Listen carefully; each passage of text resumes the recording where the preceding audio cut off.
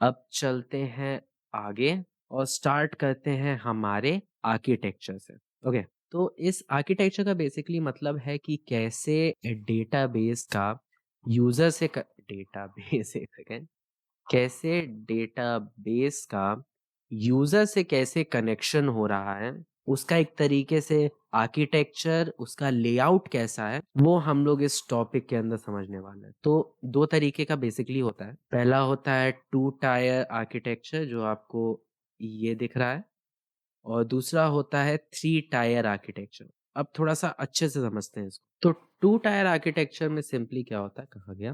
Okay, मान लो ये आपका डेटाबेस है, ठीक है। ये आपका डेटाबेस है, ये किसी रिमोट लोकेशन या फिर आपके सिस्टम पे ही सेव्ड है, ठीक है। आपके जो क्लाइंट है, मतलब कि मान लो कि ये जो डेटाबेस है ये एक वेबसाइट का डेटाबेस है, ठीक है। ये एक वेबसाइट का डेटाबेस है और बहुत सारे लोग उस वेबसाइट को एक्सेस कर रहे हैं। तो अगर लोग सीधे उस डेटाबेस को एक्सेस कर सकते हैं, मतलब कि भाई मैंने सीधे बोला, मान लो ये यूजर वन है, यूजर वन ने सीधे बोला कि भाई एक एंट्री को, एक रो को डिलीट कर दो, तो इस डेटाबेस से वो वैल्यू डिलीट हो जाएगी। बीच में कुछ है ही नहीं बताने को कि भाई तुम्हारे पास वो अथॉरिटी है कि नहीं है। अगर वैसा कुछ सिस्टम नहीं है तो उसको हम लोग टू टायर सिस्टम बोलते हैं। जैसा कि आप देख सकते हैं, पहला टायर ये हो गया, दूसरा टायर ये हो गया। टीयर कुछ लोग बोलते हैं। अब जो भी इसकी प्रोनाउंसिएशन हो, मतलब कि अगर यूजर जो है, जो आपका क्लाइंट है, अगर आपको थोड़ा टॉपिक से रिलेटेड वर्ड्स यूज करने हैं, क्लाइंट और सर्वर, इसको सर्वर बोलते हैं, इसको बोलते हैं क्लाइंट। तो अगर आपका क्लाइंट सीधे सर्वर से कांटेक्ट कर रहा है बिना किसी मीडिएटर के, तो उसको हम लोग टू टायर सिस्टम बोलते हैं, ठीक है। वंस अगेन आपको इसके प्रॉपर हैंड रिटेन नोट्स मिल जाएंगे, जैसा कि आप देख रहे हैं, यही आपको पीडीएफ मिल जाएगा, टेलीग्राम चैनल पे आपको मिल जाएगा, वहां से आप जाके डाउनलोड कर लो, ठीक है। तो ये था आपका टू टायर सिस्टम, समझ गए। इसका मैं एक एग्जांपल देता हूँ। मान लो कि आपने एक प्रोग्राम बनाया पाइथन का यूज करके, पीएचपी का, जावा का, कोई भी लैंग्वेज यूज करके आपने एक प्रोग्राम बनाया। मान लो कि कोई होटल मैनेजमेंट का प्रोग्राम बनाया, ठीक है। उस होटल मैनेजमेंट का प्रोग्राम का जो डेटाबेस है, जहाँ पे आपके जो लोग रहने आ रहे हैं, उसका जो डेटा सेव हो रहा है, वो आपके कंप्यूटर पे ही सेव हो रहा है, ठीक है। वो कहीं कंप्यूटर पे ही सेव हो रहा है। तो आप क्या हो, आप यूजर हो। आप इस केस में आप सिंगल यूजर हो, आप डेटाबेस से सीधे कनेक्ट कर रहे हो, तो ये क्या हो गया, ये टू टायर सिस्टम हो गया। इसका मतलब कि यूजर सीधे डेटाबेस से कनेक्ट कर रहा है, ठीक है। और मुझे नहीं लगता आपको यहाँ पे और एक्सप्लेनेशन की जरूरत होगी, सिंपल सा कीवर्ड है। अगर यूजर सीधे डेटाबेस से कनेक्ट हो रहा है या फिर आपका क्लाइंट सीधे आपके सर्वर से कनेक्ट हो रहा है, तो उसको हम लोग टू टायर सिस्टम बोलते हैं। अब यहीं पे थोड़ी सी सिक्योरिटी ऐड कर दो। ये यूजर वन है, ये यूजर टू है, ये आपका यूजर थ्री है। यहाँ पे आप एक एप्लीकेशन लेयर डाल दो, मतलब कि एक मैनेजमेंट लेयर डाल दो। यहाँ पे एक बंदे को खड़ा कर दो कि भाई तुम देखो कि इसको इस चीज की अथॉरिटी है कि नहीं है, ठीक है। मान लो कि ये यूजर वन है और इस यूजर वन को, एक सेकेंड, ये यूजर वन है, इस यूजर वन को बस डेटा रिट्रीव करने की परमिशन है, ठीक है। ये यहाँ पे एप्लीकेशन लेयर है, इसको सबका पता है कि भाई किस यूजर को क्या क्या अथॉरिटी है, ठीक है। अब ये यूजर ने देखा भाई यूजर वन को केवल डेटा रीड करने की अथॉरिटी है। अब इसने बोला कि नहीं भाई, मुझे डेटा को डिलीट भी करना है।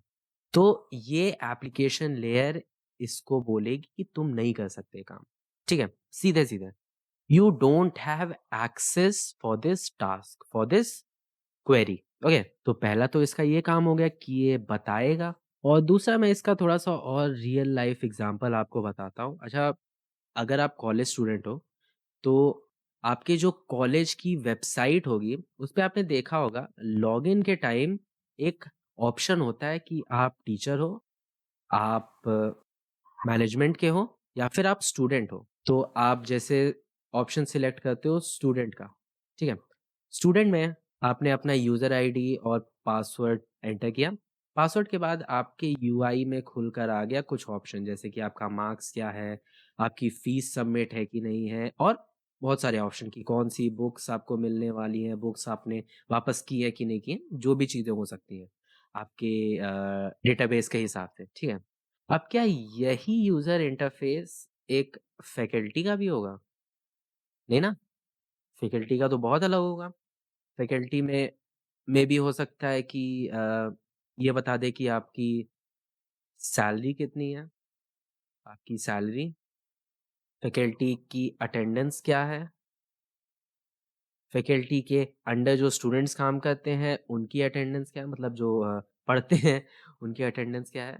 सच मुँह से निकल जाता है कभी-कभी। इसी तरीके से मैनेजमेंट का भी एकदम अलग यूज़र इंटरफ़ेस होगा। तो ये सब कौन हैंडल कर रहा है? ये सब आपकी एप्लीकेशन लेयर ही हैंडल कर रही है। वही बता रहा है कि भाई इस यूज़र को ये डेटा देना है, इसका मतलब इसका फ्रंट एंड इस तरीके से होगा। ठीक है? तो ये था आपका 2 tyre and 3 tier architecture system. अब डिस्कस करते हैं कि 3 टायर आर्किटेक्चर सिस्टम में ऐसा क्या था कि इसने बहुत हद तक रिप्लेस कर दिया यूज़ ऑफ 2 टायर आर्किटेक्चर। आपको बड़े-बड़े जगहों पे 2 टायर आर्किटेक्चर अब नहीं दिखेंगे। वेबसाइट्स पे वगैरह पे आपको 2 टायर आर्किटेक्चर सिस्टम नहीं दिखेगा, ऑब्वियसली। तो उसकी वजहें क्या-क्या थी? सबसे पहला कि वल्नरेबिलिटी, जैसा कि मैंने आपको बताया था कि अगर क्लाइंट को सीधे एक्सेस मिल रहा है सर्वर को, मतलब कि वो कुछ भी डेटा को चेंज कर सकता है। अगर वो मैलिशियस हुआ, तो आपका डेटाबेस कॉम्प्रोमाइज़ हो सकता है। कहाँ चला गया भाई? आपका डेटाबेस कॉम्प्रोमाइज़ हो सकता है। तो ये एक बहुत बड़ा नो-नो है, बहुत बड़े डेटाबेस के लिए। दूसरा होता है ओवरलोड। अब भाई अगर आप यूज़र को सीधे एक्सेस दे रहे हो और बीच में कोई इंटरमीडिएट पार्टी नहीं है, तो ऑब्वियस सी बात है वो डेटाबेस बहुत जल्दी ओवरलोड हो जाएगा। मतलब कि उसमें कुछ ये डिफाइन नहीं होगा कि इतने यूज़र को इतने देर के लिए डेटाबेस मिलेगा या फिर उसको इतना पोर्शन ऑफ डेटाबेस मिलेगा। अगर ये सब चीज़ें नहीं होंगी तो आपका डेटाबेस बहुत जल्दी ओवरलोड हो जाएगा।